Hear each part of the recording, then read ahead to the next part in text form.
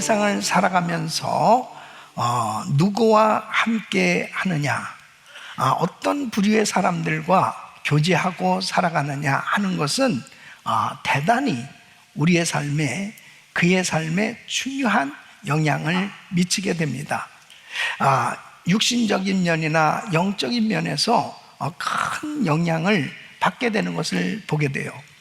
지난 주간에 우리는 이 그레이스 타임 말씀을 묵상하는 가운데 특별히 이 역대하 28장에 이 여호사밧 왕이 종교개혁을 단행하고 정말 하나님을 잘 믿으려고 그렇게 하나님이 기뻐하시는 우상을 다 타파하는 그러한 종교개혁을 할 만큼 신앙이 좋은 왕이었지만, 하나님이 싫어하는 사람, 하나님이 기뻐하지 않는 그러한 이 불신앙을 가진 사람과 교제할 때 하나님께서 책망하시고 심판하시는 이런 내용들을 묵상하면서 정말 누구와 함께 하느냐 하는 것은 참 우리 삶에 얼마나 중요한 영향을 미치는가 하는 것을 교훈을 받으면서 오늘 이 말씀을 준비하게 되었습니다. 정말 우리 귀한 성도님들의 삶의 여정을 보면 정말 누구나 다 하나님을 기쁘시게 해드리기를 원하고 신앙생활 잘하기를 원하지만은 때로는 하나님의 뜻을 깨닫지 못하고 잘못된 길에 들어설 때도 얼마든지 있는 거예요. 특별히 역대하 18장 1절에 보면 여호사밧이 부귀와 영광이 극하였고 아합으로 더불어 연혼하였더라. 여호사밧이 그렇게 신앙이 좋고 하나님을 기쁘시게 해드렸을 때 하나님께서 그의 생애에 부와 영광을 가득할 정도로 그렇게 은혜를 주셨는데 아합으로 더불어 혼인관계를 맺은 거예요. 이것을 하나님이 기뻐하지 않은 거예요. 그래서 전쟁에 나갔다가 아합은 죽게 되고 이제 간신히 살아서 돌아왔어요. 그때 역대하 19장 2절에 보면 선지자 예후가 이렇게 책망을 합니다. 예후가 나가서 여호사밧 왕을 맞아 가로되 왕이 악한 자를 돕고 여호와를 미워하는 자를 사랑하는 것이 가하니까 그러므로 여호와께로서 진노하심이 왕에게 임하리이다. 이렇게 책망하는 것을 듣게 돼요. 그런데 참 안타까운 것은 이 여호사밧의 말년을 보면 이런 책망을 들었음에도 불구하고 또 하나님이 기뻐하지 아니하는 이 아시아와 이 무역 동맹을 맺어요. 이 동업을 하려고 하는 거죠. 배를 만들어서 다시스로 무역을 하려고 하는 거예요. 그때 역대하 20장 37절에 보면 또 이 엘리에셀이라고 하는 선지자가 이렇게 예언을 하죠. 여호사밧을 향하여 예언하여 왕이 아시아와 교제하는 고로 여호와께서 왕에 지은 것을 파시리라 하더니 이에 그 배가 파상하여 다시스로 가지 못하였더라. 그러니까 그렇게 하나님께서 선지자를 통해서 말씀을 주셨지만, 물론 참 이 집안 관계이기 때문에 어쩔 수 없다라고 할지 모르지만 하나님의 말씀을 들었어야 되는데 참 안타깝게 이렇게 잘못된 관계를 맺게 되었을 때 하나님께서 기뻐하지 않는 것을 보게 됩니다. 또 역대하 21장 6절에도 보면 그의 아들 이 여로함이 아합의 딸과 결혼을 해요. 그래서 아합의 딸이 그 아내가 되었습니다. 저가 여호와 보시기에 악을 행하였다 그랬습니다. 그래서 결국 역대하 21장 18절에 보면 여호와께서 여호람을 치사 능히 고치지 못할 병이 그 창자에 들게 하셨으므로, 그러니까 악한 가문과 함께한 것이 결국은 그의 인생과 공동체를, 나라를 다 병들게 했던 것을 보게 됩니다. 누구와 함께 하느냐, 어떤 부류의 사람들과 같이 지내느냐, 교제하느냐, 그냥 간단한 문제가 아니에요. 영적인 사람들에게 있어서는 정말 하나님이 기뻐하는 은혜의 자리에 있어야 되는 거예요. 오늘 이 본문 말씀은 꿈 많은 청년 요셉의 이야기입니다. 요셉은 여러 형제들 가운데 아버지에게 특별히 사랑을 받았어요. 채색 옷을 입고 아버지의 사랑을 받으며 꿈 많은 청년이었습니다.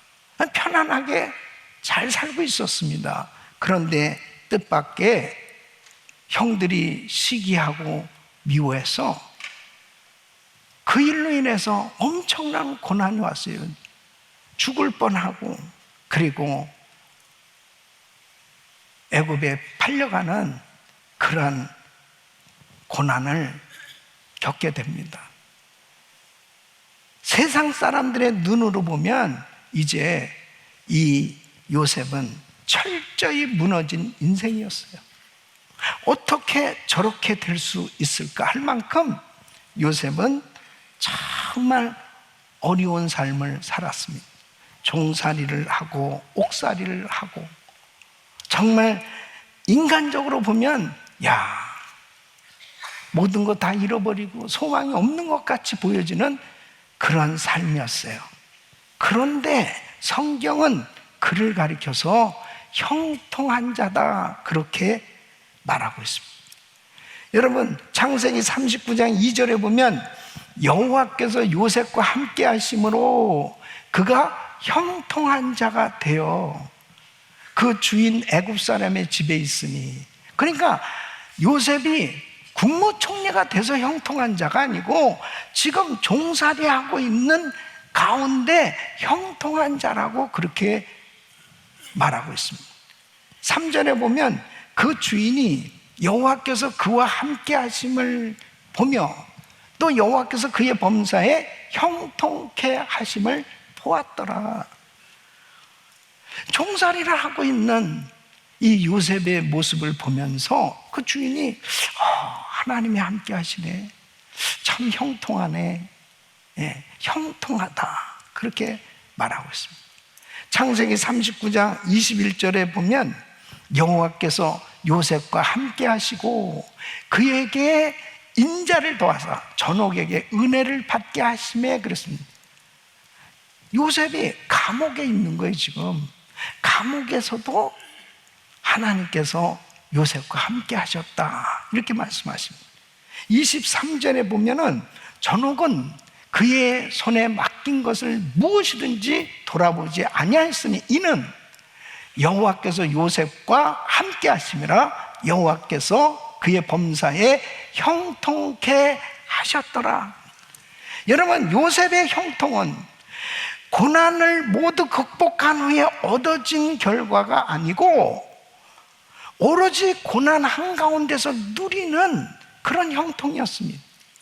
여러분, 성경이 말하는 형통은 환경이 좋고 일이 잘 풀리는 상태가 아니고 하나님이 함께 하시는 상태, 임마누엘의 삶이 형통이라고 말하는 것입니다.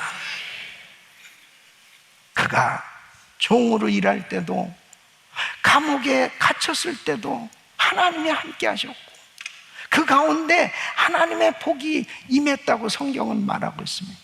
창세기 39장 오늘 이 본문 5절에 이렇게 말씀하십니다. 그가 요셉에게 자기 집과 그 모든 소유물을 주관하게 한 때부터 여호와께서 요셉을 위하여 그 애굽 사람의 집에 복을 내리심으로 여호와의 복이 그의 집과 밭에 있는 모든 소유에 미친지라 그랬습니다.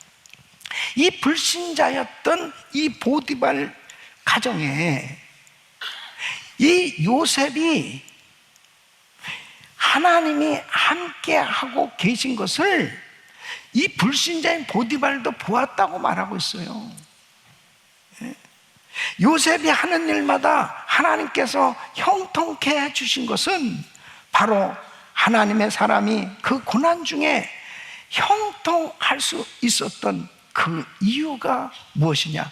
하나님이 함께 하셨기 때문이다. 분명히 요셉은 지금 종살이하고 옥살이한 이 억울하게 감옥에 갇혀 있는 이 고난을 겪고 있지만 성경은 그를 형통한 자다 이렇게 부르고 있어요. 사랑하는 성도 여러분, 왜 형통한 자라고요? 여호와께서 함께 하시기 때문입니다. 여러분이 지금 당하고 있는 어려움, 시험, 환난, 어떤 고난과 역경 가운데 있다 하더라도 여러분이 주님과 함께 하고만 있으면 형통한 자인 줄로 믿습니다. 고난이 요셉을 무너뜨리지 못했어요.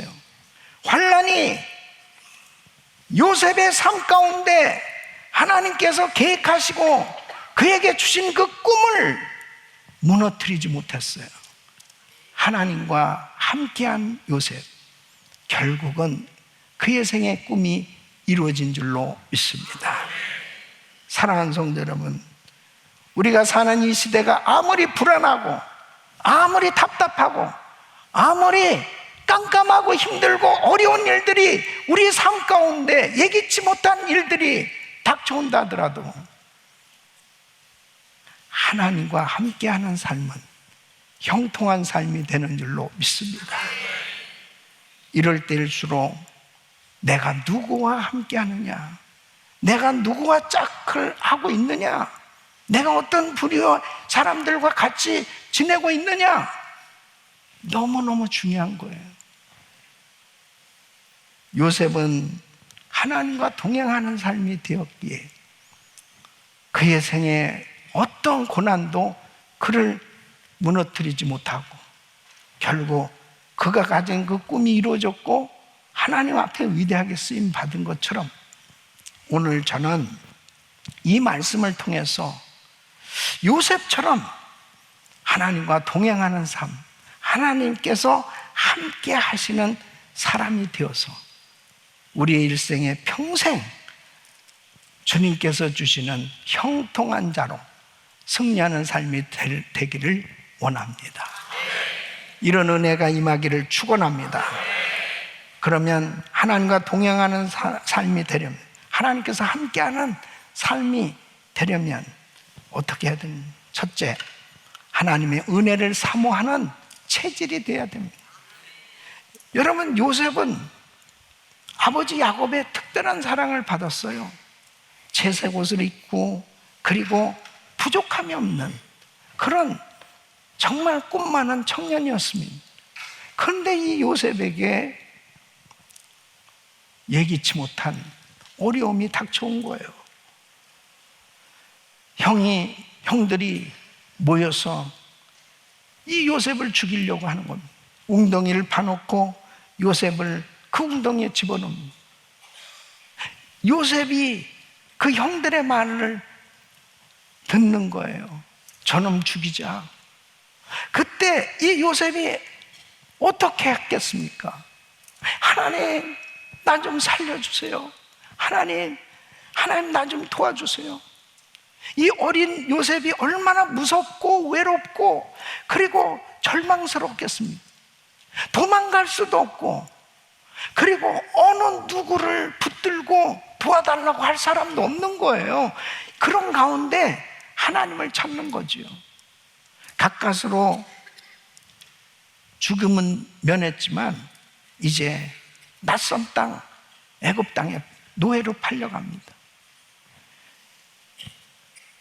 아는 사람도 없고 말도 안 통하고 정말 절망적인 그런 상황이었을 것입니다.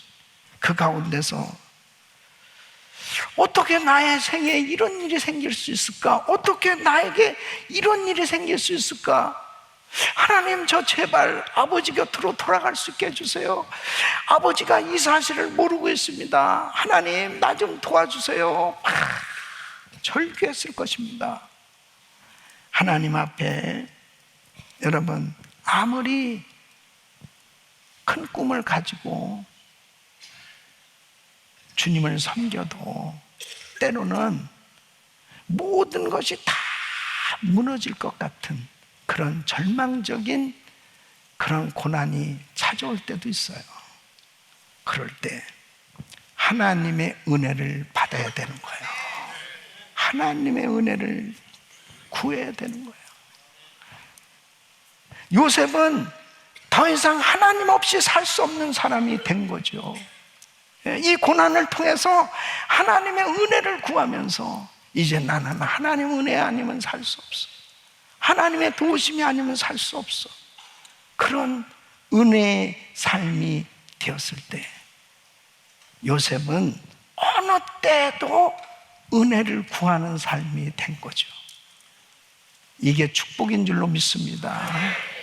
날마다 하나님의 은혜를 사모한 여러분 되시기를 예수 이름으로 축원합니다. 은혜를 사모하는 체질로 변화되어야 됩니다. 두 번째는 하나님을 의지하는 법을 터득해 하셔야 됩니다. 요셉은 하나님과 함께하는 사람이었습니다. 그래서 창세기 39장 2절에 보면 여호와께서 요셉과 함께 하심으로 그가 형통한 자가 되어 그 주인 애굽 사람의 집에 있으니, 그렇게 말씀하십니다. 요셉이 형통하다고 하는 것, 하나님을 전적으로 의지했기 때문에 하나님께서 함께 해주신 거예요. 지금 우리 주님은 이 자리에 계십니다. 우리 주님께서 누구와 함께 하시겠어요? 바로 그분을 의지하는 그 사람에게 우리 주님이 함께 역사하신 줄로 믿습니다. 바로 이 요셉이 평소에는 몰랐어요. 그런데 웅덩이에 빠졌어요. 웅덩이에 빠져서 죽을 것 같았어요. 그때 요셉이 하나님을 찾은 거예요. 하나님을 의지한 거예요. 노예로 팔려갔을 때도 요셉은 하나님을 의지한 거예요. 그 하나님을 의지했다는 것은 뭐냐? 요셉이 자기 힘으로는 안 되고 하나님의 은혜를 의지해야만 내가 살 수 있다는 것을 깨달은 거죠. 사랑하는 성도 여러분, 하나님을 의지해 보세요. 형통한 삶 되는 줄로 믿습니다. 그러면 여러분이 정말 하나님을 의지하고 있는지 뭘로 알 수 있어요? 여러분이 하나님을 나는 의지하고 있다, 이것을 무엇으로 알 수 있느냐? 첫째는 말씀에 붙들려 사는 삶이에요. 예? 나는 말씀에 붙들려 살고 있는가? 이 말씀을 정말 깨닫고 순종하는 삶인가? 그것이 하나님을 의지하는 첫걸음이에요. 두 번째는 기도하는 삶이죠. 가장 하나님을 의지하는 실제적인 삶이 기도예요. 그래서 데살로니가전서 5장 17절에는 쉬지 말고 기도하라. 성령 안에서 무시로 기도하는 거예요. 어떤 환경 속에도 하나님께 물어보고 또 물어보고 하나님을 의지하는 삶. 세 번째는 감사하는 삶입니다. 데살로니가전서 5장 18절 보면 범사에 감사라, 이는 그리스도 예수 안에서 너희를 향하신 하나님의 뜻이니라. 여러분, 좋을 때 감사할 수 있어요. 잘 됐을 때 감사할 수 있어요. 응답받을 때 감사할 수 있어요. 그러나 다니엘처럼 사자굴에 들어가는 그 시험 가운데서도 감사할 수 있어야 바로 주님을 진짜 의지하는 거예요. 내가 원하는 대로 안 됐어도, 내가 정말 힘든 그런 상황에도 하나님 감사합니다. 여러분 입술에 감사가 떠나지 않기를 바랍니다. 네 번째는 찬양하는 삶이에요. 데살로니가전서 5장 16절 보면 항상 기뻐하라. 좋을 때만 찬양하는 것이 아니에요. 고난 중에도 찬양하고 환난 가운데서도 주님을 높이는 찬양을 드리고, 찬양이 내 입술에 붙어 있어야 돼요. 힘들고 어려워도 그리 아니하실지라도 하나님 괜찮아요. 나는 주님 한 분으로 만족합니다. 그 주님을 찬양할 수 있기를 바랍니다. 이게 정말 주님을 의지하는 삶이에요. 여러분 입술에 감사가 넘치고 찬양이 넘치고 기도가 넘치고, 그리고 하나님의 말씀에 순종이 되어질 수 있기를 예수 이름으로 축원합니다. 이런 삶이 되려고 때로는 하나님이 우리에게 고난을 허락하실 때가 있어요. 이 고난 가운데 연단의 시간을 통해서 하나님을 의지하는 법을 터득하도록 주님이 때로는 우리를 낮추실 때가 있어요. 그때 절대로 낙심하지 마시고 하나님을 철저히 의지해 보세요. 하나님께서 책임져 주실 줄로 믿습니다.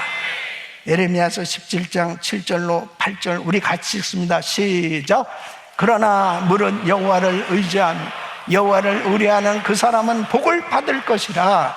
그는 물가에 심기운 나무가 그 뿌리를 강변에 뻗치고 더위가 올지라도 두려워 아니하며 그 입이 청청하며 가무는 해에도 걱정이 없고 결실이 그치지 아니함 같으리라. 아멘. 하나님을 의지하시기를 축원합니다. 세 번째는 하나님 말씀에 순종을 넘어서 복종할 수 있어야 됩니다. 요셉은 하나님을 경외하는 사람이 됐어요. 이제 하나님의 은혜 없이는 살 수 없는 사람이 됐어요. 이러한 삶 가운데서 나타나는 것은 뭐냐면, 정말 하나님을 경외한다면 하나님의 말씀을 경외하는, 하나님의 말씀에 순종이 되어져야 되는 거예요. 네? 그때 하나님께서 함께 하심으로 형통케 되는 역사가 일어나는 것이죠. 요셉은 하나님 말씀에 붙들린 삶이 됐습니다.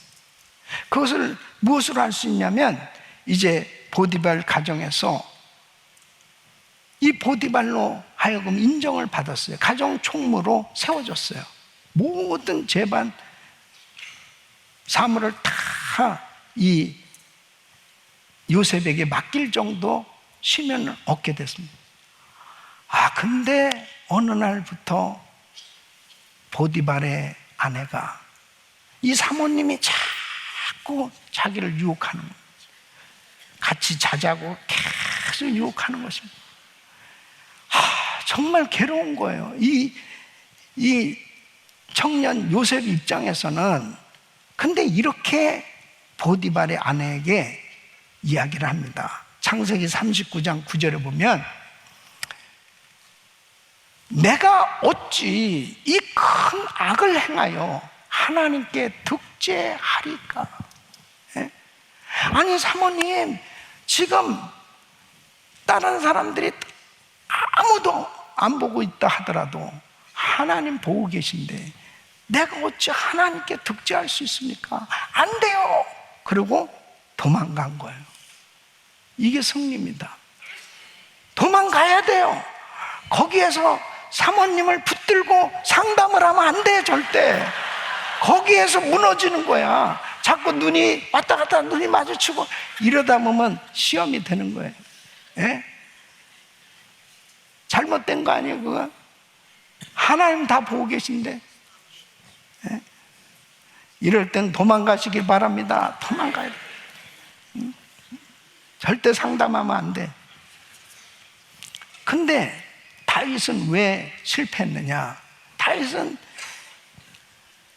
이 옥상에서 왔다 갔다 하다가 어느 집을 보니까 여자가 빨개 벗고 목욕을 하고 있다면, 그러면 주여 이렇게 피해야 되는데 그걸 묵상하고 있었습니다.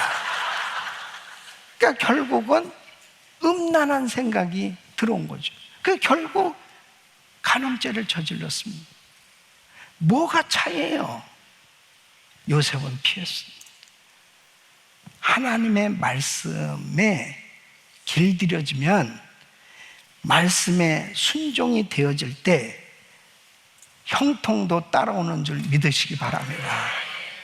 그러면 정말 우리가 참 순종은 그래도 나름대로 할 수 있어요. 근데 복종은 뭐냐면, 하기 어려운 일을 순종하는 게 복종이에요.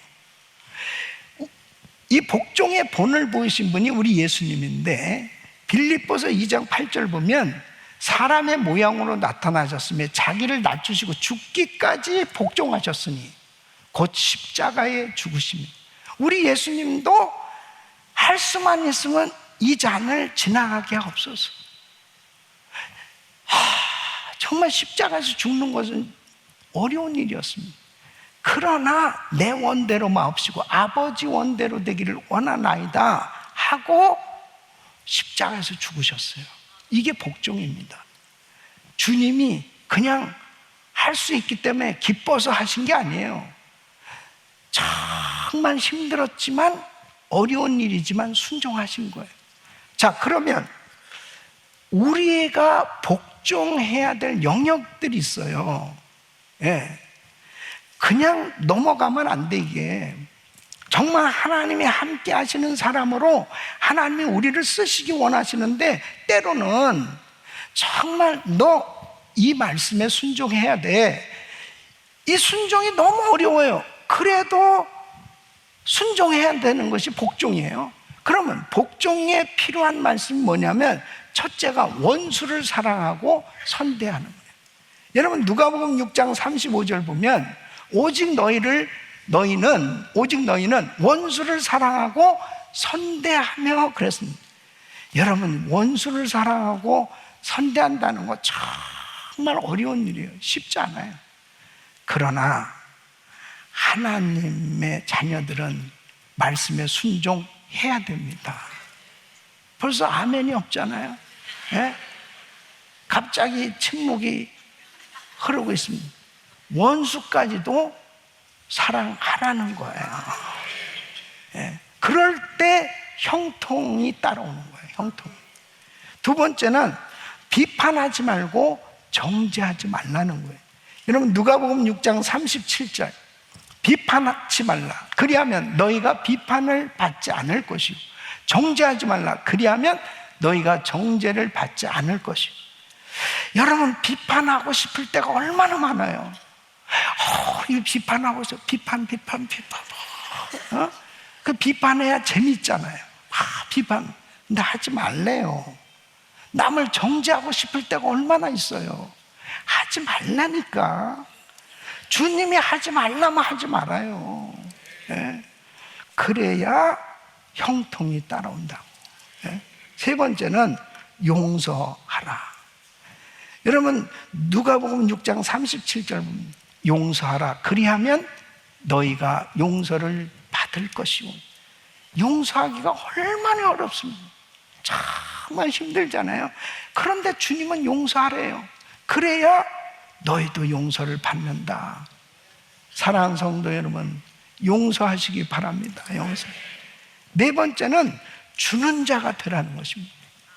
누가복음 6장 38절 보면 주라, 그리하면 너희에게 줄 것이니 곧 후이되어 누르고 흔들어 넘치도록 하여 너희에게 안겨주리라.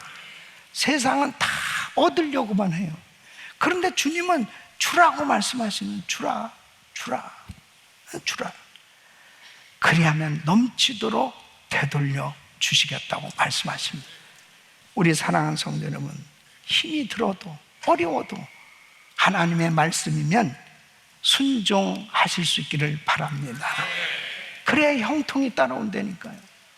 그래야 지금은 고난이고 지금은 환난이고 지금은 어려운 것 같이 보여져도 하나님이 함께 하시면 결국은 요셉의 꿈이 이루어졌던 것처럼 여러분 생에 모든 것이 열려지고 하나님의 위대한 역사가 이루어질 줄로 믿습니다.